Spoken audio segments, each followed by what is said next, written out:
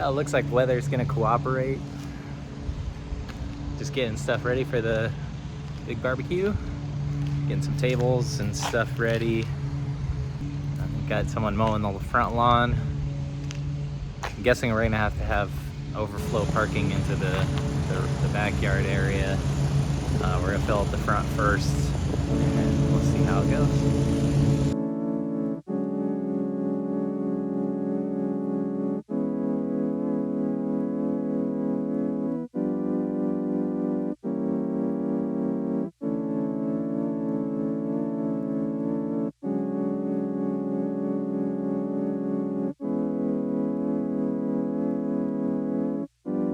Today's off to a good start. I had to use the RX-7 to jump the world's most reliable truck because I don't drive it enough.